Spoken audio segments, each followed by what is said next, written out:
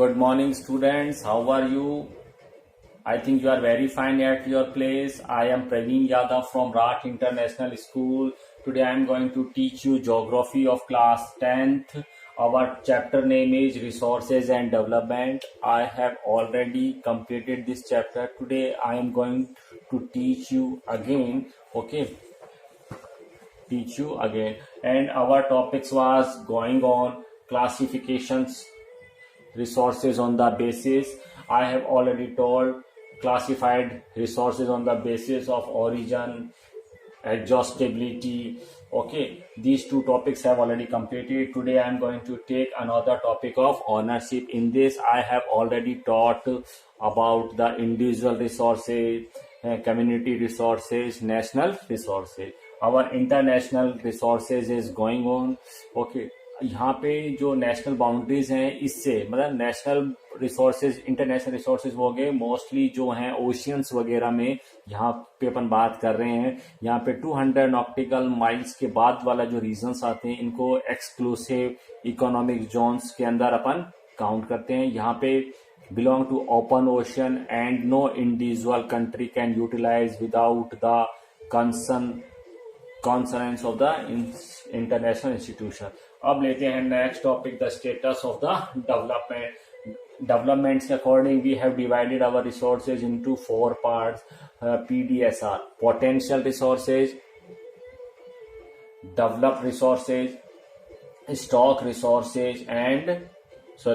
Resources and the reserve resources. Potential resources कौन से resources हो गए जिनका अपन ने रीजन जो है वो आइडेंटिफाई कर दिया है, किस रीजन के अंदर कौन सा रिसोर्सेज जो है वो मिलता है, किस टाइप का रिसोर्सेज मिलता है। For example we have identified the resources like wind and solar energy and there regions are the Gujarat and the Maharashtra. इन दो रीजन के अंदर अबंडेंट सोर्स ऑफ एनर्जी है, but at present we have not appropriate technology है, लेकिन उसका upgradation नहीं आया। जैसे आज भी अपन मोस्टली जो पीपल्स हैं वो गवर्नमेंट जो सप्लाई करती है इलेक्ट्रिसिटी वही यूज करते हैं। अपन पोटेंशियल जो सोलर एनर्जी जो है वो यूज नहीं करते। अपने हाउसेस पे अपन ने इम्प्लीमेंट नहीं करवा रखी है या नहीं लगवा रखी है आपकी फोटोवोल्टिक्स जो सेल्स होते हैं जो कि सोलर एनर्जी को ट्रैप कर लेते हैं, वो नहीं लगवा रखे हैं अपन ने। डेवलप रिसोर्सेज में मोस्टली वो रिसोर्सेज आएंगे जिनका अपन यूज कर रहे हैं, जिनके के लिए अपने पास में अप्रोप्रिएट टेक्नोलॉजी है। जैसे फॉर एग्जांपल है आपका हाइड्रो इलेक्ट्रिसिटी ले लो, फॉसिल फ्यूल्स जो हैं ये हैं स्टॉक में। अब we have not a technology, we know how, we don't know how कि अपन को कैसे इसको यूज करना है। हम ये जानते हैं कि ऑक्सीजन और हाइड्रोजन जो है एविडेंट सोर्स ऑफ एनर्जी हैं, बट इनको यूज करने की अपने पास में अप्रोप्रिएट टेक्नोलॉजी नहीं है। रिजर्व में रिवर्स आ जाएंगे, फॉरेस्ट आ जाएंगे, इनका भी अभी अपन लिमिटेड जो है वो ही यूज कर रहे हैं। इसलिए चलो अब इसका थोड़ा सा रीडिंग लगा लेते हैं, कुछ बच गया है तो। Resources which are found in a region but have not been utilized. इनका रीजन पता कर लिया है कि किस रीजन में ये मिलते हैं, लेकिन इनका यूटिलाइजेशन अभी तक अपन ने स्टार्ट नहीं किया। For example the western part of India, particularly Rajasthan and Gujarat, have enormous potential for the development of wind and solar energy. But so far these have not been developed properly. लेकिन अभी तक अपन ने इनको properly use start नहीं किया है। मैं UP वगैरह में देखते हैं जहाँ पे इलेक्ट्रिसिटी की जो प्रॉब्लम है, यूपी में एक बार मैं गया था मेरठ में, मैंने वहां पे देखा था हर शॉप के बाहर एक प्लेट लगी हुई थी। मैं सोचा यार क्या पता क्यों लगा रखी है, बाद में पता चला वहां पे इलेक्ट्रिसिटी की प्रॉब्लम थी। इस वजह से शॉपकीपर्स वगैरह जो हैं एक फोटोवोल्टिक प्लेट्स जो हैं वो लगा के रखते हैं। वो सफिशिएंट होती है उस शॉप के लिए कि एक फैन इजीली 8, 9, 10 आवर्स जो है वो चल लेता है जब तक वो वहां पे सनलाइट आती रहती है। ठीक है, अपन लोग यूज नहीं करते क्योंकि अपने पास में हाइड्रो इलेक्ट्रिसिटी आ रही है या अपने पास में गवर्नमेंट इलेक्ट्रिसिटी आ रही है। Resources, develop resources which are survey and their quality and quantity have been determined for utilization. इसमें वो रिसोर्सेज आते हैं जिसकी अपन ने क्वालिटी और जो क्वांटिटी है वो मेजर कर चुके हैं और उनका यूटिलाइजेशन भी स्टार्ट कर रखा है। The development of the resources depend on technology and level of their facility. किसी भी रिसोर्सेज का डेवलपमेंट जो है वो तभी हो सकता है जब अपने पास में उसकी एप्रोप्रिएट टेक्नोलॉजी होती है। Stock material in the environment which have the potential to satisfy human needs but human being don't have the appropriate technology। देखो, material in the environment which have the potential to satisfy, एक ऐसा material जो environment में मिलता है और उसके पास में पोटेंशियल है कि ह्यूमन नीड्स को वो सेटिस्फाइड कर सकता है, लेकिन हमारे पास में उसकी एप्रोप्रिएट जो है टेक्नोलॉजी नहीं है उसको यूज करने की। आर इंक्लूडेड अमोंग स्टॉक, उसको अपन स्टॉक के अंदर इंक्लूड कर देते हैं। ठीक है। वाटर जो है is a compound of two inflammable gases, hydrogen and oxygen, which can be used for a rich source of energy. हमको मालूम है पानी के अंदर, आपने सुना होगा, किसी ने कहा होगा हाँ भाई आने वाले टाइम में वाटर से गाड़ियां चलेंगी, तो वो वाटर से गाड़ी नहीं चलेंगी कि भाई एक बाल्टी लाए, पानी डाला, चलो दिल्ली जयपुर घूम के आते हैं। वो क्या करेंगे, हाइड्रोजन ऑक्सीजन के 2 अलग अलग सिलेंडर्स इस्तेमाल करेंगे, हाइड्रोजन और ऑक्सीजन सिलेंडर, गैस के सिलेंडर यूज करेंगे और उनको किसी तरीके से यूज करके उससे एनर्जी प्रोड्यूस करेंगे। But we don't have the acquired technical know how, कुछ नहीं जानते अपन, to use them for this purpose, hence it can be consider as stock. वो हमारे स्टॉक में रखा हुआ है कि इन फ्यूचर जो है अपन इस टेक्नोलॉजी से evident source of energy gain करेंगे। Reserve are the subject of the stock, reserve भी है, वो भी एक स्टॉक का ही सबसेट है, लेकिन which can be put into use with the help of existing technical know how but their use has not been started.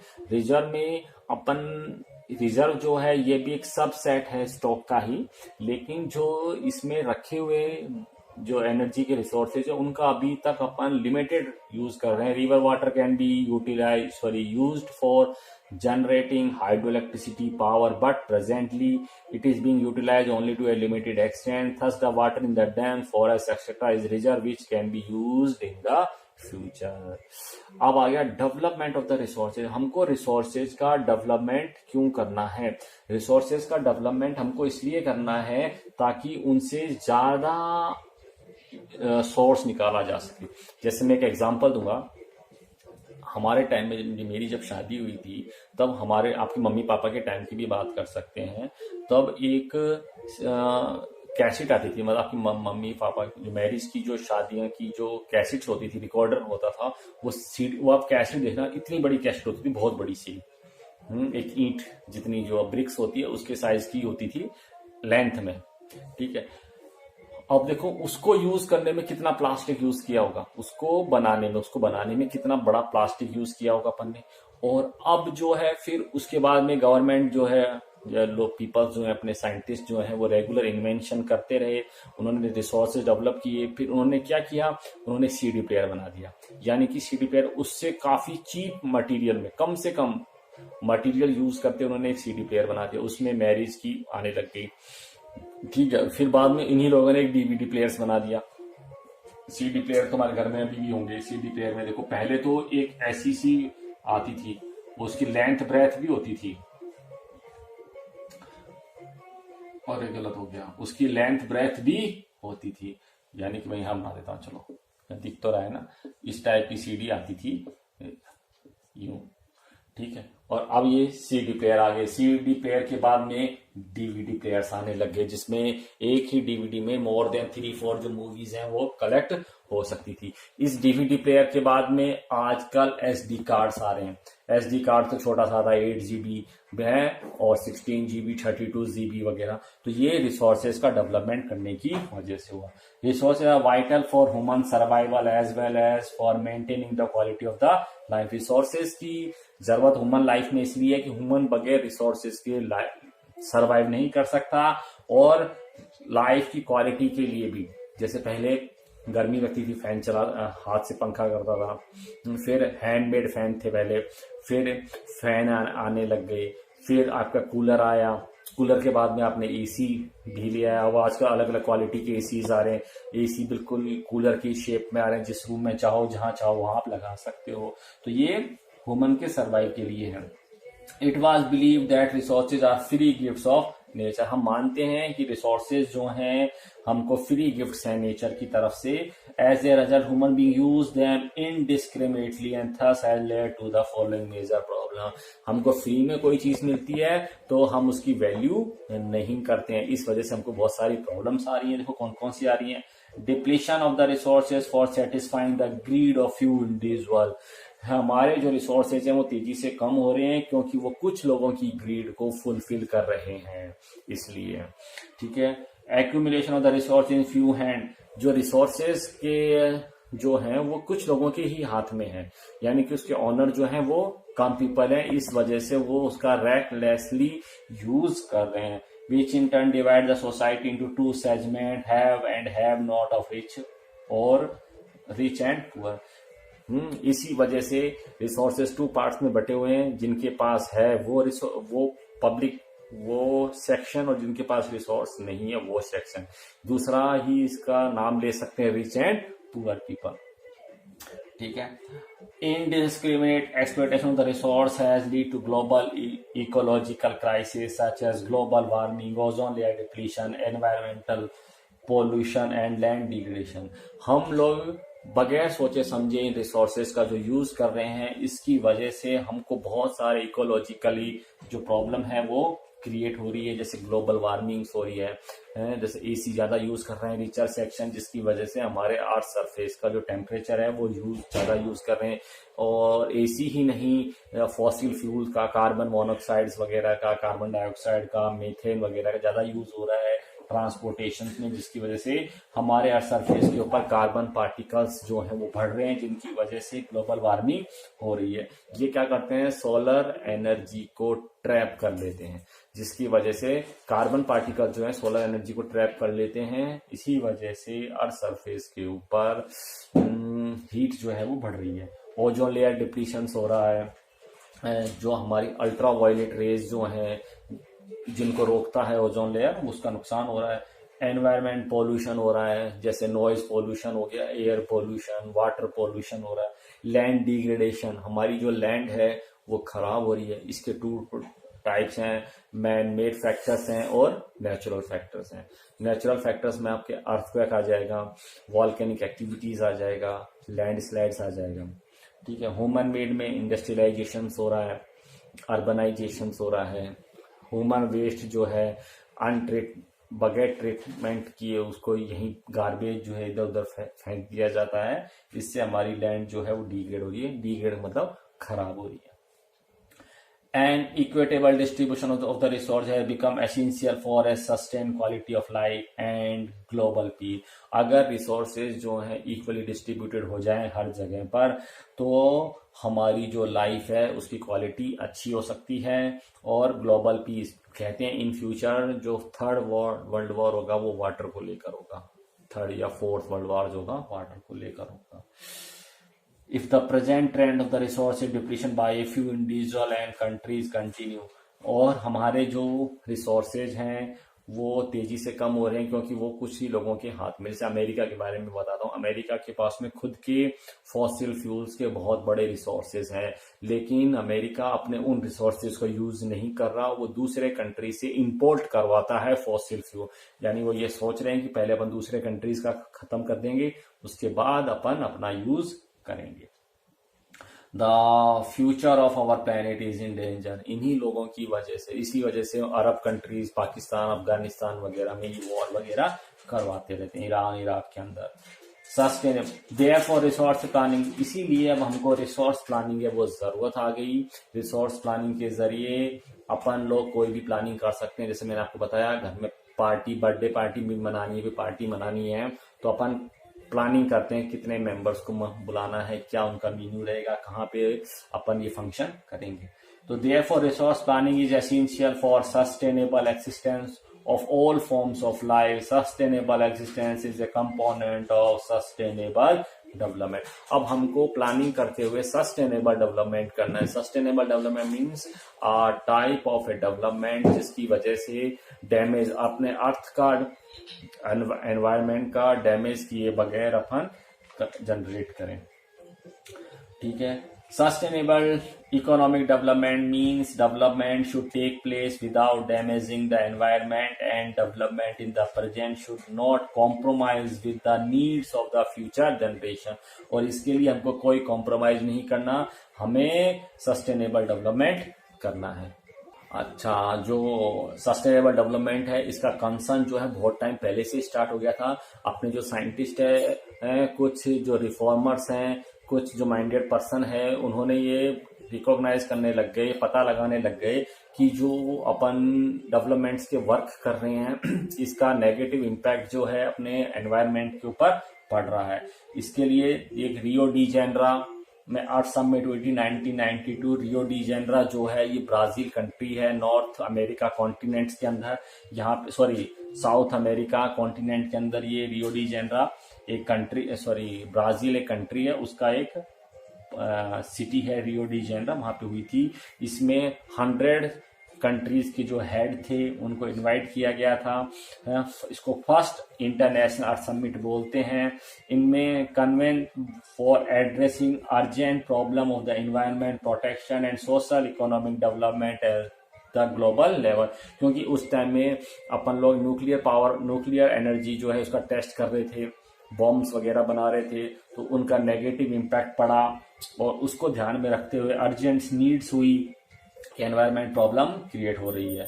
इसके लिए 100 स्टेट्स के जो लीडर्स थे ये कलेक्ट होते हैं एक जगह के ऊपर हैं, वहां पे ये कुछ डॉक्यूमेंट्स पे साइन करते हैं, जिनमें क्या था, sign the declaration of the global climatic change and biological diversity. The Rio Convention endorsed the Global Forest Principle and adopted Agenda 21। Agenda 21 adopt करते हैं वो, और 21st सेंचुरी के लिए अब अपन इनको पूरा करेंगे। एजेंडा 21 क्या है? It is a declaration sign by the world leader in 1992 at the united national conference on environment and development. बेटा इसको अंडरलाइन कर लेना, कई बार फुल फॉर्म पूछ ली जाती है UNCED की। क्या है? एक डिक्लेरेशन साइन किया गया था 1992 में ब्राजील में।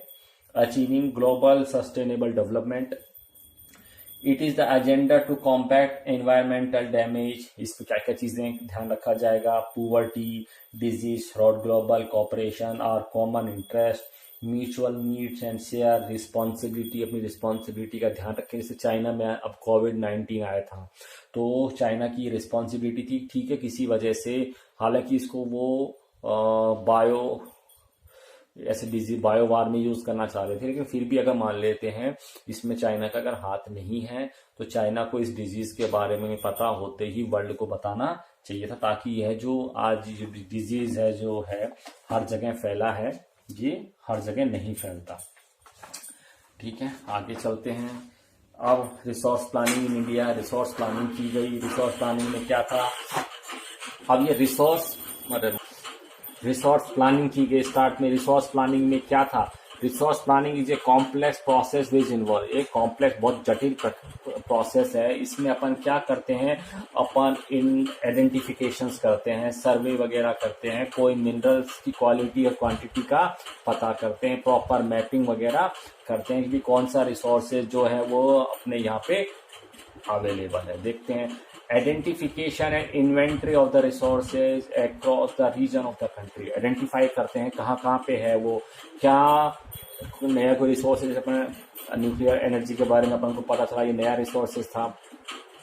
ठीक है, फिर इसके बाद में सर्वे किया जाता है कि ऐसा कहाँ पर है, प्रॉपर मैपिंग किया जाता है, मैप में उसको कंसीडर करते हैं, क्वालिटी और क्वांटिटी जो है उसकी पता की जाती है, कितनी क्वालिटी का है, कैसे, और उसकी क्वालिटी अच्छी है कम, जैसे हेमाटाइट जो है आयरन की क्वालिटी है, हेमाटाइट और मैग्नेटाइट, और उनकी क्वांटिटी का भी पता कर रहे हैं कि अपने पास में कितना है वो।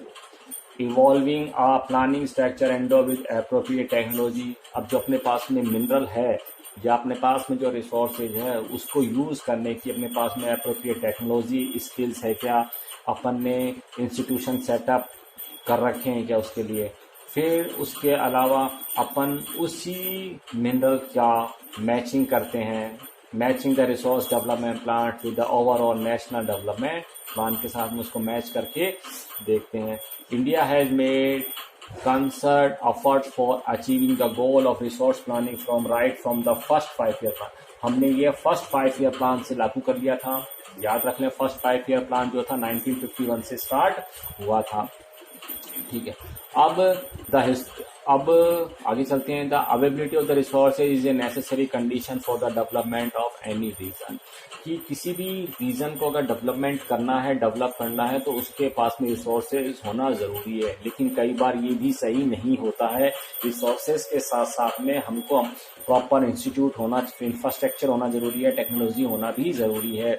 जैसे अफ्रीका है, अफ्रीका में बहुत सारे रिसोर्सेज हैं लेकिन वो बैकवर्ड है। इंडिया की बात कर लेते हैं, उड़ीसा है, छोटा नागपुर प्लेट्यू जो है, ये यहाँ पे रिसोर्सेज बहुत ज़्यादा हैं। उड़ीसा हर मिनरल्स में लार्जेस्ट प्रोड्यूसर है, लेकिन फिर भी वो बैकवर्ड है, वहाँ पे पुअर्टी बहुत ज़्यादा है। तो रिसोर्सेज के साथ साथ में अपने पास में अप्रोप्रिएट टेक्नोलॉजी होना भी जरूरी है। But mere availability of the resources in the absence of the corresponding change in technology and institution में hinder development. There are many regions in our country that are rich in resources, but these are included in economically backward region। देखा गया ना, ऐसे कोई reason है जहाँ पे resources में काफी हैं आगे, लेकिन फिर भी इकोनॉमिकली बैकवर्ड स्टेट के अंदर, रीजन के अंदर वो काउंट होते हैं। On the contrary, there are some regions which have a poor resources base but they are economic development। जैसे दिल्ली है, दिल्ली के पास में कोई रिसोर्सेज नहीं है लेकिन फिर भी वो इकोनॉमिकली डेवलप है क्योंकि इनके पास में टेक्नोलॉजी वगैरह होती है। The history of the colonization reveals that rich resources in colonies were the main attraction for the foreign investor. India में जो फॉरेनर्स आए थे, ये जो यूरोपियंस आए थे, वो किस लिए आए थे?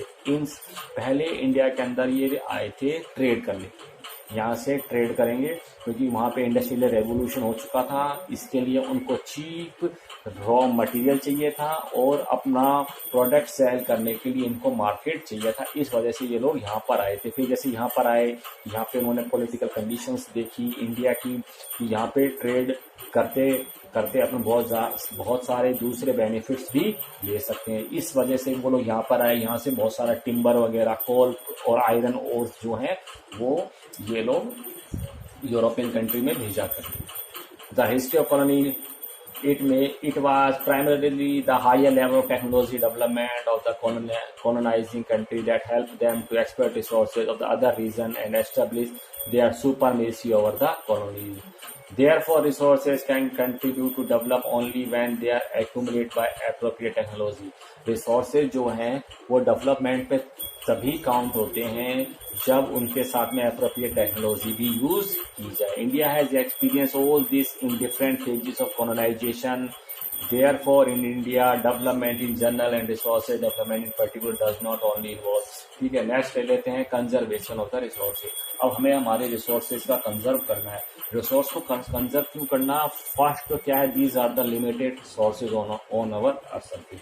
एक तो ये लिमिटेड सोर्सेज है हमारे अर्थ सरफेस को, फिर इन फ्यूचर ये खत्म हो जाएंगे। दूसरा, ह्यूमन सर्वाइवल के लिए हम अपन को ये रिसोर्सेज जो हैं वो चाहिए। रिसोर्सेज को कंजर्व इसलिए भी करना क्योंकि ये कुछ लोगों के ही हाथ में है।